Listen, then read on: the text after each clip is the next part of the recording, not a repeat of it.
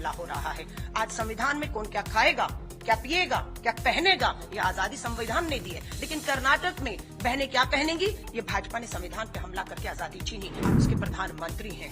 मत इस तरह की राजनीति करिए, देश को जलाकर आपकी कुर्सी बच जाएगी पर देश नहीं बचेगा। आज हम कुर्सी के लिए नहीं, आज इस देश के संविधान, इस देश के लोकतंत्र को बचाने के लिए लड़ रहे हैं। हमारा न्याय पत्र बिना पढ़े, कभी उसमें कहते हैं मुस्लिम लीग की छाप है, कभी मुसलमानों को खुश करने की बात है ना। हम तो किसान की बात कर रहे हैं, उस किसान की जो पंजाब से आता है, जो सिख है, जिसको आपने खालिस्तानी आतंकी कहकर आहत किया है, हम तो उसकी लड़ाई लड़ रहे हैं। प्रधानमंत्री जी आतंकवाद और बम की बात करते हैं, तो बम प्रधानमंत्री जी इस देश पर आपने फेंका है। वो बम से देश आहत है। वो बम क्या है? बा से बेरोजगारी और माँ से महंगाई का बम आपका फेंका हुआ है कि 140 की जनता त्रस्त है। जम्मू कश्मीर वो पहला राज्य होने वाला है जहां पर महिला आरक्षण कानून लागू होगा। प्रधानमंत्री जी ने एक बयान, पूर्व प्रधानमंत्री मनमोहन सिंह जी के बयान को झूठ कहकर कहा कि डॉक्टर मनमोहन सिंह जी जब प्रधानमंत्री थे, उन्होंने कहा था, साफ में शब्द इस्तेमाल कर रही हूं, कि देश की संपत्तियों पर मुसलमानों का हक है। वो उन्हें घुसपैठिया तक कहने पर आ गए। वो उनको ये कहने लगे ये बच्चे पैदा करने वाली मशीन है, और मेरी बहनों के मंगलसूत्र की बात देश का प्रधानमंत्री करता है ना। तो उसमें हम ये सही कह रहे हैं कि राज्य का जो टैक्स केंद्र को जाता है, जो जीएसटी टैक्स आता है, उस पर राज्यों का हक है, उन्हें वो हक मिलना चाहिए। हम बराबरी के हक अधिकारों की बात कर रहे हैं, वो हक संविधान ने दिया। आज उस संविधान पर हमला हो रहा है।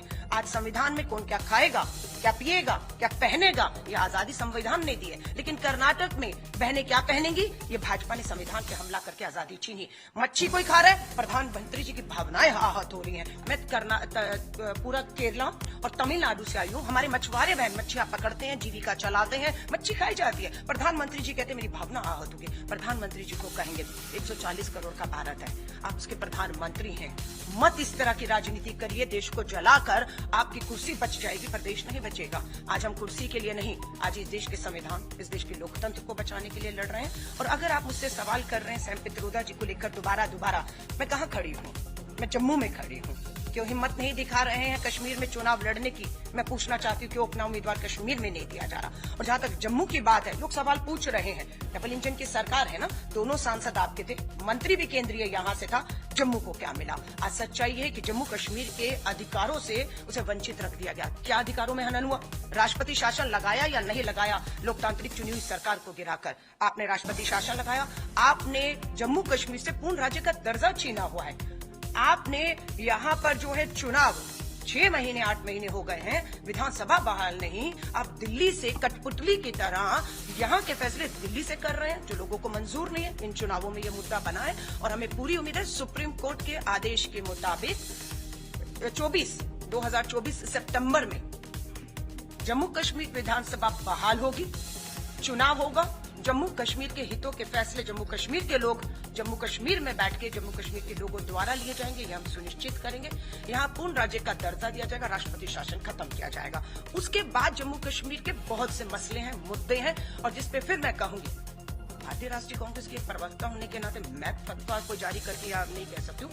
ये विधानसभा जब बहाल होगी, स्वाभाविक है यहाँ के लोग बैठकर क्या मसले हैं, क्या उसमें चर्चा विधानसभा में होगी, क्या कानून बनेगा, क्या आएगा, क्या जाएगा, ये जम्मू कश्मीर के लोगों का अधिकार है। मैं उसका हनन नहीं कर सकती हूँ। मैं एक लास्ट बात आपसे कहकर जा रही हूँ। सुप्रीम कोर्ट का आदेश हो चुका है, लोकसभा चुनाव के परिणाम 4 जून को आएंगे।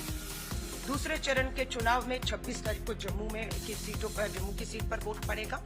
लेकिन सितंबर 2024 का जो चुनाव है, लिख कर ले लीजिएगा, हमारे न्याय पत्र पे भी है। तो न्याय पत्र को हम प्रधानमंत्री जी को सौंपने के लिए समय मांग रहे हैं, क्योंकि प्रधानमंत्री जी ने अपना घोषणा पत्र, जिसको जुमला पत्र मैं कहूंगी, 10 दिन के अंदर कमरे में बैठा और तैयार कर दिया, लोगों पर थोप दिया। लेकिन हमारा न्याय पत्र बिना पढ़े, कभी उसमें कहते हैं मुस्लिम लीग की छाप है, कभी मुसलमानों को खुश करने की बात है ना। हम तो किसान की बात कर रहे हैं, उस किसान की जो पंजाब से आता है, जो सिख है, जिसको आपने खालिस्तानी आतंकी कहकर आहत किया है, हम तो उसकी लड़ाई लड़ रहे हैं, है ना। तो मैं आपसे फिर कहूंगी, अगर प्रधानमंत्री जी आतंकवाद और बम की बात करते हैं, तो बम प्रधानमंत्री जी इस देश पर आपने फेंका है। वो बम से देश आहत है। वो बम क्या है?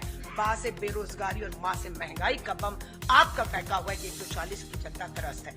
अब मैं वापस आती हूँ सितंबर 2024 को विधानसभा का चुनाव होगा, ये हम सत्ता में आने के बाद सुनिश्चित करेंगे। और मैं आपको लिख कर दे रही हूँ, महिला कांग्रेस की राष्ट्रीय अध्यक्ष हूँ। जम्मू कश्मीर वो पहला राज्य होने वाला है जहां पर महिला आरक्षण कानून लागू होगा। और मुझे जो बताया गया 88 सीटें हैं, 44 आधी सीटों पर आधी आबादी का हक है, पर आप देखेंगे कम से कम नहीं 30-35 सीटों पर पहली बार महिला आरक्षण में महिलाएं यहां से लड़ेंगी, जीतेंगी और इतिहास में